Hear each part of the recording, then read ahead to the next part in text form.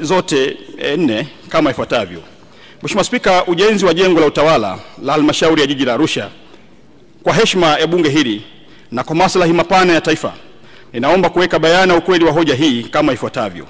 Kuhusu ujenzi wa jengo la utawala wa jiji la Arusha, ambapo alitoa tuhuma nzito dhidi ya utekelezaji wa ujenzi wa jengo hilo, akidai kuwepo kwa ongezeko lisilo halali la takriban shilingi bilioni 8 pamoja na madai ya mchanganyiko wa vipimo vya BOQ uliosababisha malipo ya fedha isiyostahili.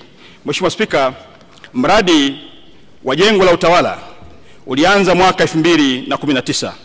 Wakati huo Mheshimiwa Mrisho Gambo akiwa mkuu wa mkoa wa Arusha kama msimamizi mkuu. Ujenzi ulifanyika kwa njia ya force account na baadaye ukahama kutoka force account na kuingia kwa mkandarasi. Akapatikana mkandarasi mshauri ambaye akasaidia kupatikana kwa mkandarasi wa ujenzi Mheshimiwa Mrisho Gambo akiwa mbunge.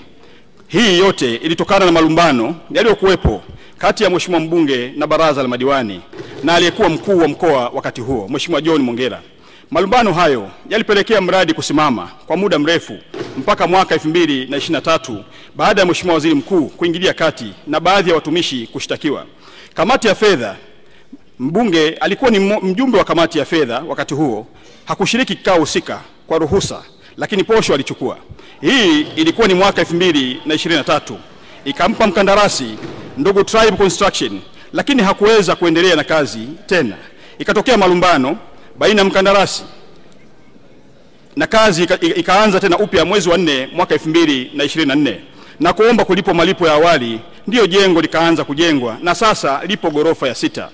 Mpaka sasa Mheshimiwa Spika, mkandarasi amekwisha lipwa hati 2 pamoja na malipo ya awali.